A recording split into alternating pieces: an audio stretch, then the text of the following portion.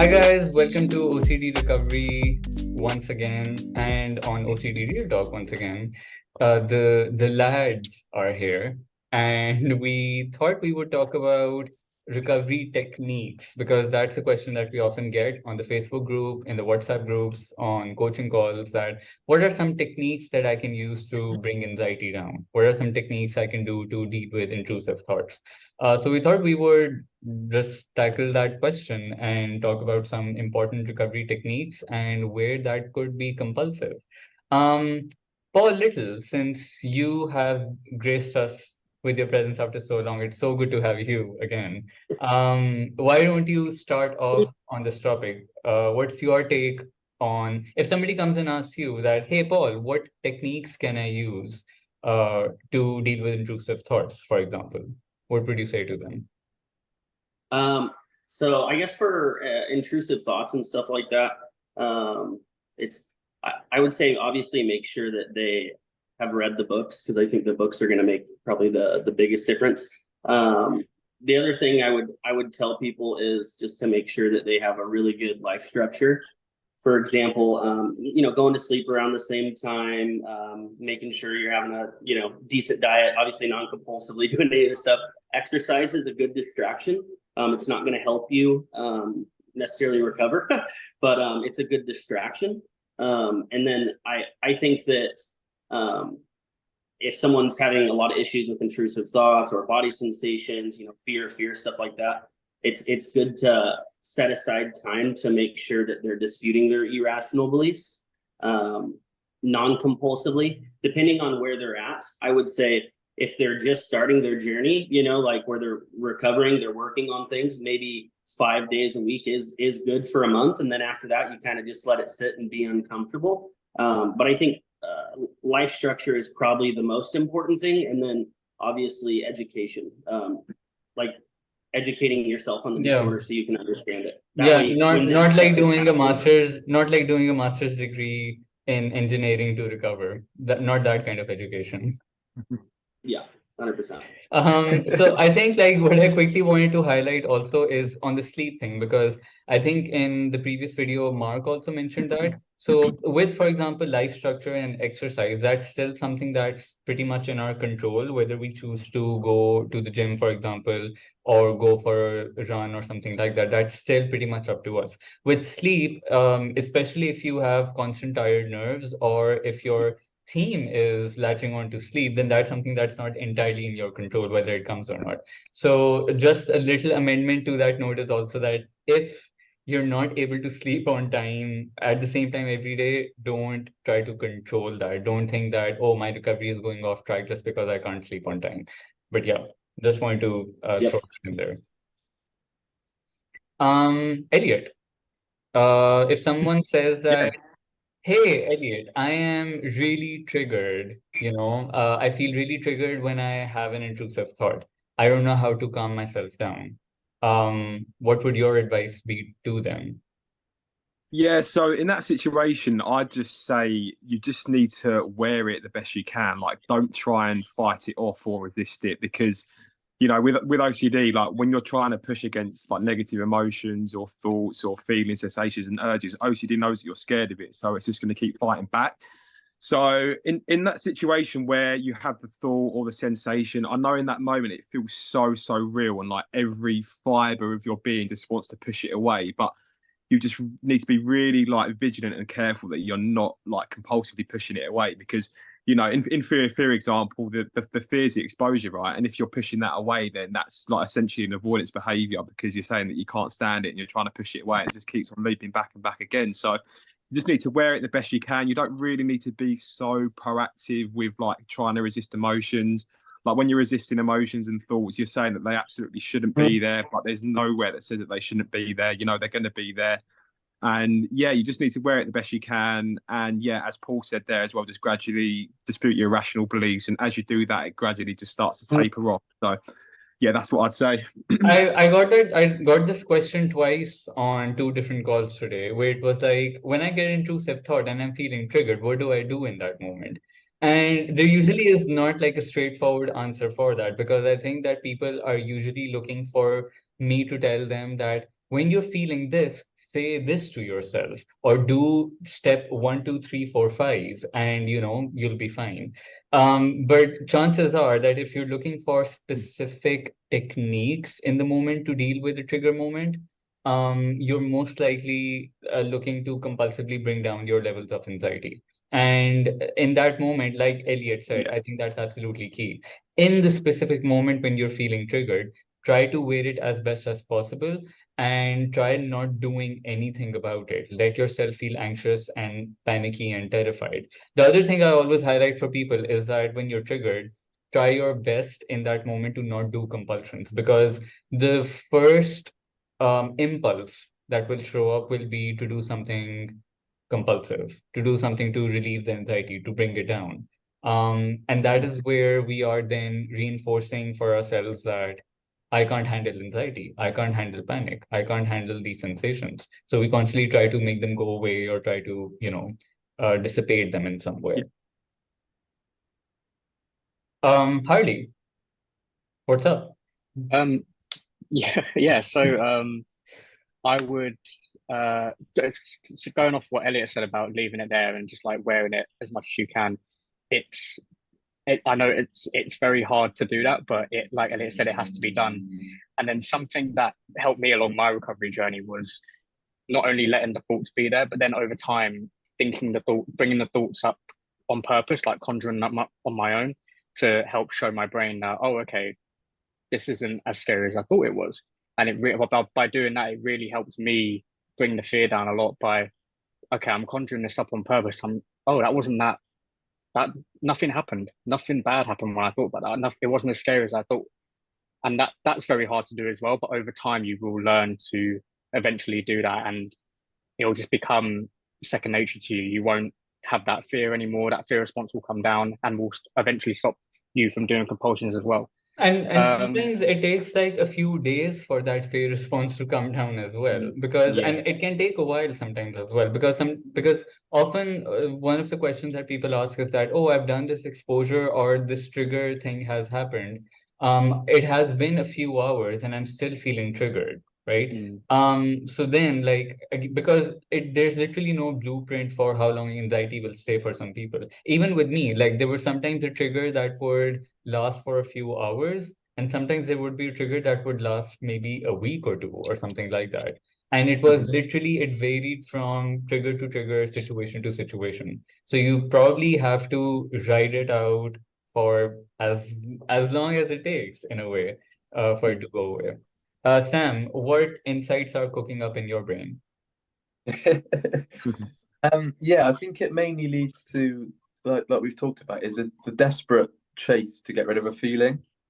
So, like we said, when we're triggered or an intrusive thought comes in, example with me, really unwanted times usually see when you last want them. So when that comes in, you're so desperate to get rid. Now, hence why you neutralize the thought. You might try and think of something completely different. And the underlying thing there is, like I keep saying, you're so desperate to get rid of that uncomfortable feeling that comes with it, the guilt, the panic, the anxiety. So, as Elliot said, it's becoming comfortable with wearing that and not running from it as soon as it comes in. There's nothing you can immediately do and it's all gone. You can't just flick the fingers. You can't just do a handstand. You can't just shout something and then it's gone. That's just not how it works. So gradually, when you become less scared of a thought coming in, or as you're breaking down your beliefs and you're no longer scared of that specific fear, then they're going to happen less. But in the meantime, when you're working on your recovery, you can't just immediately do something and it's all gone. And then that's what we all want, but that's just not reality. There's not an overnight fix. And so I think I that's think the main. that, I mean, going off of that point and what Paul also said at the very start, it's also, I think, like when we talk about techniques, um, in my opinion, I feel like there are lesser techniques that work in the moment. The techniques that are useful are more like long-term investments, right? So those aren't like specifically techniques. It's like a muscle you have to kind of strengthen over time. So for example, working on beliefs and perspectives, right? And working on breaking down your irrational beliefs. were, wow, Paul literally raised his hand. I mean, when I was studying during COVID, this is what we used to do. But yeah, I mean, like breaking down your beliefs, reading the books, or even making changes to your life structure. These are gradual things that we do. These are things that gradually we have to work up. So when we talk about techniques, the reason that word can be a bit of a trap for us is because we are perceiving it as something we can do in the moment that can get us quick results. But there are lesser techniques and more long-term strategies in that sense that work for us. Yes, Paul. What do you want to say? You may put your hand down now, Paul. Yeah. I'll put my hand down after I'm done. But so for me, I've been on my recovery journey for like 5 years, and I think for me where I really had a huge breakthrough, because I kept having stuff that would come up, and I had like a year and a half of just nothing in like a 3-year period, and I kind of hit a brick wall for about 6 months. But I'd never read the book At Last to Life by Paul David. When I read this book is when I finally gained freedom from OCD, where I may be uncomfortable or I may have things that come up, whatever, anxiety, but it in no way controls my life in any way whatsoever. And the biggest reason is why is because I have an understanding that your body needs to feel these thoughts, these feelings, these emotions, these body sensations in order to heal, right? So if you think about like a gazelle and it's getting chased by a lion, well, if the gazelle escapes, life or death experience, what happens is it'll literally have like a seizure, panic attack, and then boom, it's like, oh, stress is gone, boom. But because we're human, we have the ability to think about our thinking and analyze these things. We think something's wrong, and then we compulsively try to go away from this thing that needs to happen. So once I understood that healing process was a part of what I needed to experience, I was able to leave things there and feel comfortable with it because I knew that I needed it. And I think that when someone has intrusive thoughts or they're triggered or those things happen, when they have that understanding, they're going to feel very comfortable being uncomfortable, if that makes any sense. No, 100%. I think for me, one of my strong favorites from the reading list was Paul David's book, because I think that he does such a good job of explaining, the strategy of doing nothing. That was it. I think it really helped me like unlatch from that internal cycle that was constantly happening.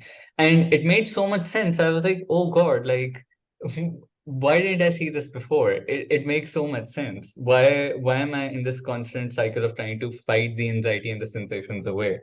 So Paul David was not only in terms of bringing anxiety for the ride, but even that internal emotional analysis I was doing 24/7, it helped me even take a step back away from that and let myself feel emotions, whatever emotions came up, because I treated that as anxiety as well, right? So as you have to wear anxiety like an uncomfortable coat, you also have to wear uncomfortable negative emotions as well. You have to wear those as an uncomfortable coat as well.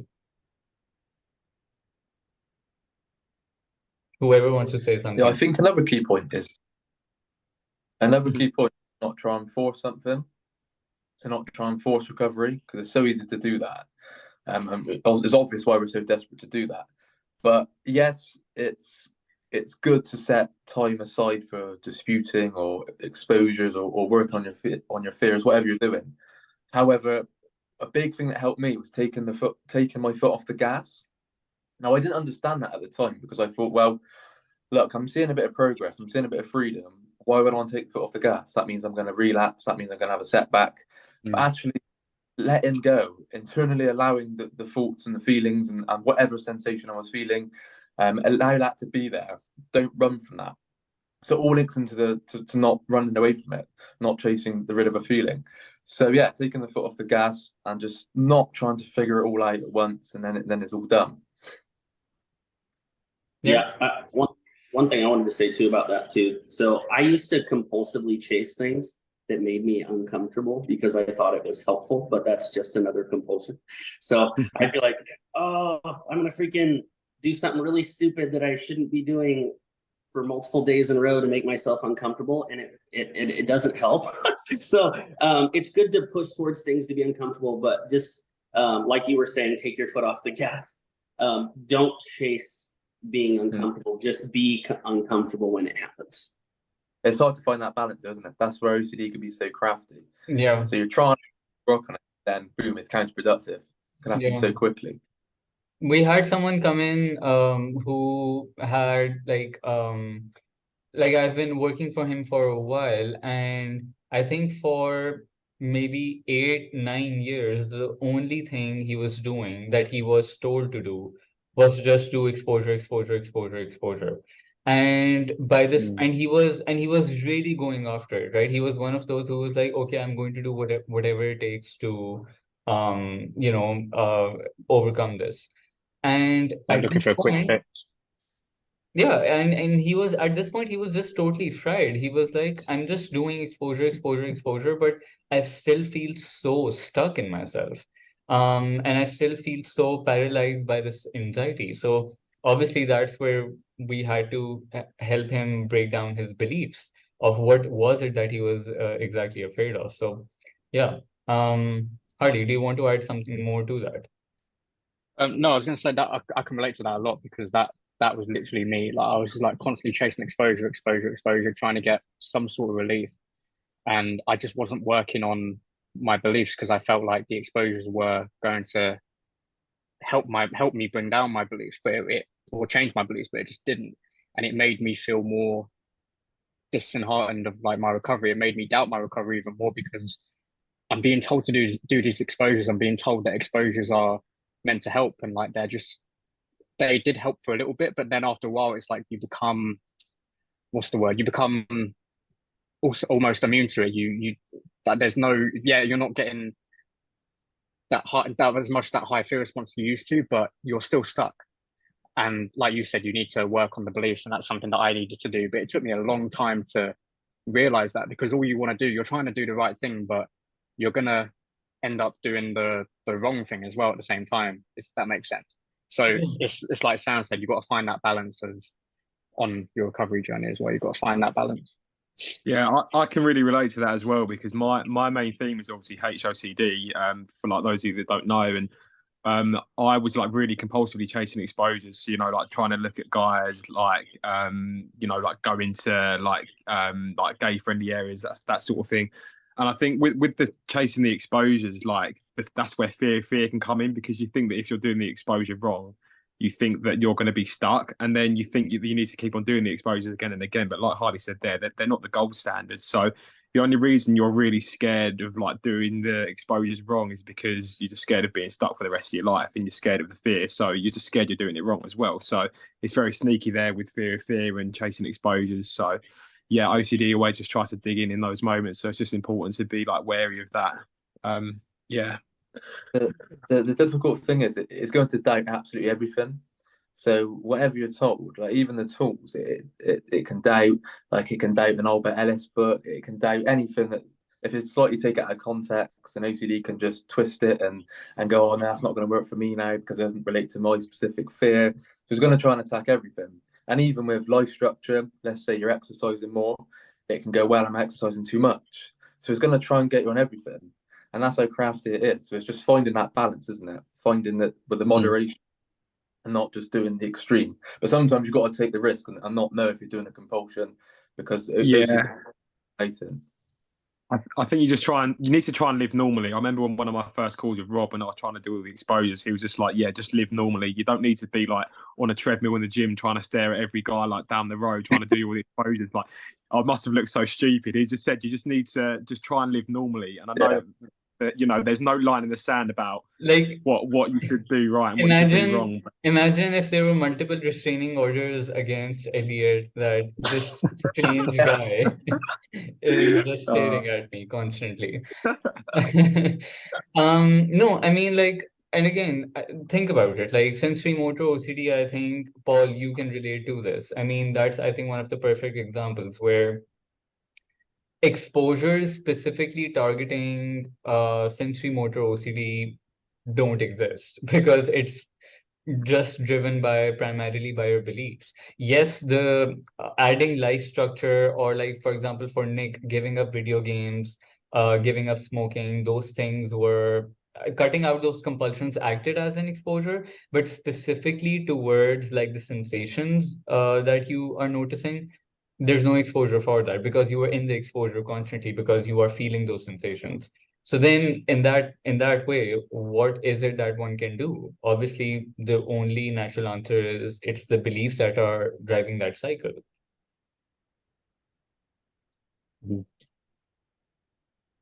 I was hoping Paul could add more to that. He's just nodding his head.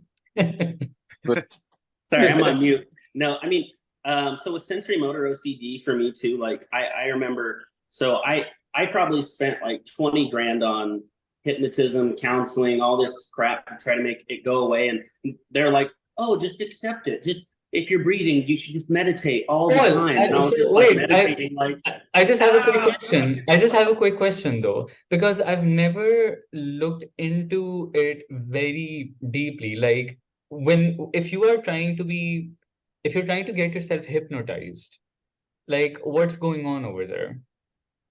um it was they literally just like put you in a like room and like talk to you like while you close your eyes, and they just use neuro-linguistic programming, just like words to try to change the, and to me, I Did don't it, think I mean, it may help some people, but aside from OCD, did it have any other like benefits for you? no, I mean, I think all of it was crap, but that's terrible. Okay. All right. I All thought right. it was bad. I was just curious Nothing because really I've never heard of anyone's experience there. No, I did EMDR. I did that. I did obviously just a ton of exposures, but it didn't do anything. I was stuck for a year or two, just nonstop, insane, crazy anxiety. And I think when I finally I never really disputed irrational beliefs for long periods, but for me it was just as soon as I really spent time on that, because I was just so uncomfortable. It's hard to even think. Like even reading a book was like just so difficult. But when I really broke down those feelings, and then all of a sudden it was just like one day I was like, wait, all the thoughts are gone. And everything's gone. And then it was just gone for like a year. I was like, what happened? How did this happen? Yeah. Cross your fingers. No, 100%. I think that when good days set in, especially at the beginning, it kind of feels like a miracle, and you don't even realize it when they're gone. It's almost like one day you're like, wait, what happened? Why am I feeling like my head is empty? Why am I feeling like my brain feels a bit free? Oh wait, I'm not having intrusive thoughts, or I don't feel the need to control my thoughts anymore. Yeah, it's pretty crazy. When that feeling happens, though, it's just like the feeling of freedom. So, like, if you're on a walk or something, and with me, I'd be locked up in a guilt cycle. I didn't know anything different. And when that feeling started to unlatch, like that, the feeling of freedom or just clarity in your mind, that was just unreal, like amazing. And but then you then latch to that feeling, and then you get your thermometer out and you start measuring everything and how you're feeling today and if you're feeling better yesterday or but Yeah, and I think one thing I also want to quickly highlight on that end is like again, when we're talking about techniques, what starts also happening is that sometimes people try to very compulsively figure out very meticulously, like, okay, when I get a thought and then I get this sensation, what do I do about the thought? And then what do I do about the sensation separately? What do I do about the trigger? Then if I'm feeling okay, then do I say this to myself? Like they will very meticulously try to have it figured out in like a very detailed format of what to do, of what not to do. And a good way of putting it is also even if I, wrote a 20-pager essay on how to deal with each and everything with OCD, people would still have questions. People would still be like, no, but like, what do I do about this thing or that thing? Like there will always be something like that. So what's also important to remember is that you don't have to have all the information in front of you right here, right now. Even if you know, like, let's say 20% of the information of what you need to do as your next steps, you should start with that because that's still a place to start. You don't have to have 100% all the information laid out in front of you. Because if you're trying to figure that part out, then that's another compulsive thing that you're trying to do because you don't want to sit with the uncertainty and confusion. And that's also like a classic sign of fear that you feel like you'll stay stuck if you don't, figure all parts out immediately. Yeah, definitely. It's quite funny. I've actually got a friend at the moment who's on crutches, and like I look at him and he just accepts that his leg's gonna be like broken for a little while. He just does his exercises. He's been going in and out of hospital. He doesn't really moan about it. He's just sort of adjusted to it, deals with the discomfort, and just like gets on with it. And he's like gradually got better and better. But I just think with OCD, you can think of it like that. You try and think that you need to you think like you shouldn't treat it like some sort of injury. You think that like you're better than that, that you're an exception, and that it needs to be treated like something else. But when you think of it as just like an injury, and like I just think back to our mate, like he's like broken his leg, but he's just gradually healing. He's not complaining about it, and then that's just how people need to think of it, I think. And like, yeah, it just really reminded me of that, seeing him the other day. Yeah. But Elliot, on that note as well, currently we're working with Yeah. someone who, obviously, when going through OCD, it's like this is the worst thing ever and stuff like that, right? And when Yeah. you're suffering just with mental health and physically you're fine, your thought process can actually be like, hey, if a physical thing happens to me, like me fracturing a bone, at least there's like a pathway to it. There is certainty of what I need to do, what meds, Yeah. getting a plaster and stuff like that. But then what happens is for an OCD sufferer, sometimes when they go through a physical problem, then they think, Yeah. oh, but like now my life is, now I can't physically do things. And then they feel bad about themselves with that. Then they think that, oh, but at least with OCD, it was in my head and I could physically move around. So it can literally make, I mean, grass is greener on the other side at all Yeah. times when it's with OCD. So it can latch on to any aspect that way. Yeah, very true. Yeah, that's all that it is, isn't it? Yeah. Yeah. Any Harley, since all of us have given like some last nuggets, any last thing that you want to say? I guess I could give some hope like towards people because I want to go back off to what I said about with exposures and stuff. Because like I said, like exposures and people are going to hear all the time, and I guarantee a lot of people watching this have heard that exposures are all you need to recover. And and like Elliot said, he's been like that. He was like that as well. Like he thought that exposures were all that's needed. I was like that. And at the end of the day, like you really need to work on your beliefs because that's what's driving the fear. Fear, you're scared of something, and the only way to bring that down is to read the books. Make sure you read the books. Read them more than once. We all need to do that to start our recovery journey. That's the first thing you need to do. And then, yeah, just work on your fear. I'm not really sure how to really end. You don't have to give any big thing. You don't have to like give any big speech Yeah, no, or pep talk. It's fine. I was just wondering yeah, if there were any final thoughts. yeah. No, I'm just yeah. I just want to touch on what Hardy was saying there with how it's just not all just exposures and that's it. So let's give an Sam, what were you about to say? What example were you about to talk about? yes. So I was touching on Hardy's point of how exposures are good, but not the be all and end all. So it's not just exposure and that's it. Hardy's little message of hope at the end. Then I just wanted to expand on it. So if I give an example of a theme that it doesn't really work, and that's relevant false memory OCD, something that I'm sure a lot of people can relate to. I certainly can. I suffered with that loads. I spent years in the past just analysing the past 24/7. As soon as I'd wake up in the morning, it'd be something else, whether it was an event that was already latched to or something new. So if I was looking for exposures, it was sort of an endless chase because I didn't know what I was looking for until I then realised that okay, it's my beliefs, it's my perspectives in the now that affects, no matter what it was in the past, is how you view it now. But just when you realize that and drop in the right, as soon as I'm suffering, where's the exposure? Links in again to the immediate fix.